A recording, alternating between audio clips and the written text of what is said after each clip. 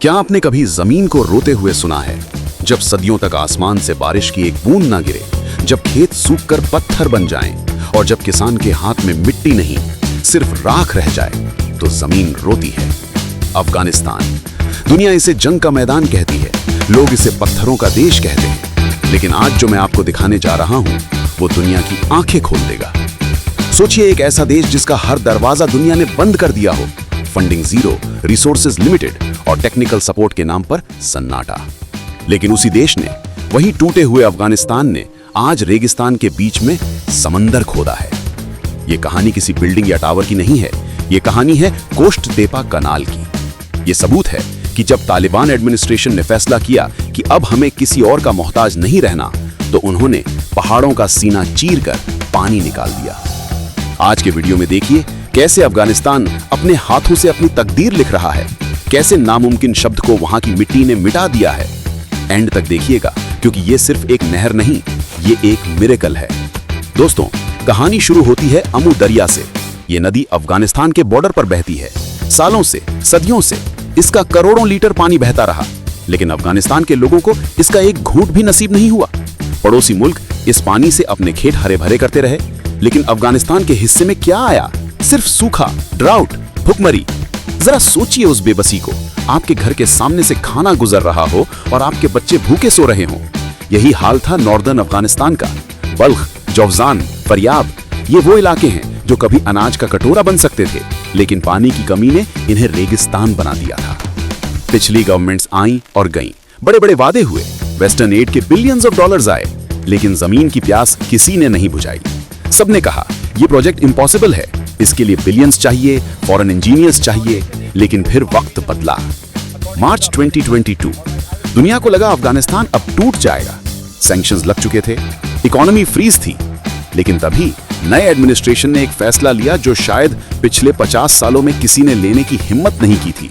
उन्होंने कहा, हम कोस्ट टेपा बनाएंगे और हम इसे खुद बनाएंगे। लोग हंसे। एक्सपर्ट्स ने कहा, यह टेक्निकली पॉसिबल नहीं है बिना फॉरेन हेल्प के। कहा गया कि उनके पास इंजीनियर्स नहीं हैं, पैसा नहीं है, लेकिन उन एक्सपर्ट्स को अंदाजा नहीं था उस जुनून का जो अब अफगानिस्तान के लोगों में जाग चुका था। देखिए इन विजुअल्स को, ये कोई सीजीआई नहीं है।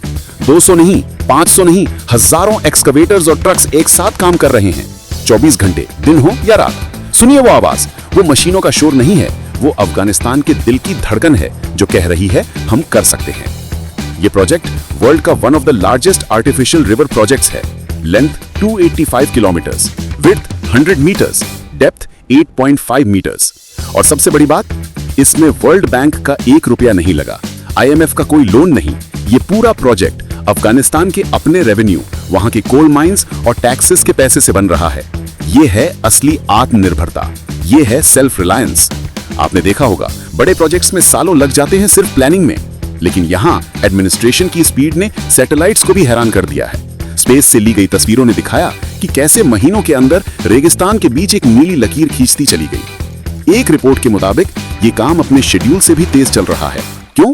क्योंकि वहां काम करने वाला हर मजदूर, हर इंजीनियर सिर्फ तनख्वाह के लिए काम नहीं कर रहा। वो जानता है कि वो जो मिट्टी खोद रहा है, वो अपने बच्चों के फ्यूचर की नींव रख रहा है। मैं चाहता हूं आप उस इंजीनियर के बारे में सोचें जो वहां 50 डिग्री की गर्मी में खड़ा है। उसको पता है कि दुनिया शायद उसके देश को अलग नजर से देखती है, लेकिन वो अपने देश को अपने हाथों से बना रहा है। जहां दुनिया ने सोचा था कि तालिबान का मतलब सिर्फ डिस्ट्रक्शन है, वहां उन्होंने कंस्ट्रक्शन का ऐसा एग्जाम्पल सेट किया है जो डेवलप्ड कंट्रीज के लिए भी मुश्किल होता है। नेशनल डेवलपमेंट कॉर्पोरेशन ने साबित कर दिया है कि अगर नीयत साफ हो तो रिसोर्सेज पैदा हो जाते हैं। इस कनाल के बनने से 5.5 लाख हेक्टेयर जमीन, मैं रिपीट करूंगा, 5.5 लाख हेक्टेयर बंजर जमीन खेती के लायक बन जाएगी। इसका मतलब समझते हैं आप? इसका मतलब है लाखों टन गेहूं, सब्जियां और अनाज। इसका मतलब है अब अफगानिस्तान खाने के लिए दूसरों के सामने हाथ नहीं फैलाएगा।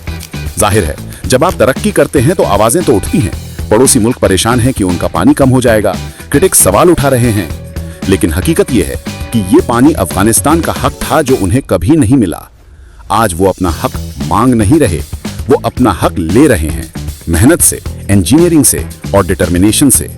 कोस्ट टेपा सिर्फ एक कैनाल नहीं है, ये एक जवाब है उन सबको जिन्होंने कहा था अफगानिस्तान खत्म हो गया है।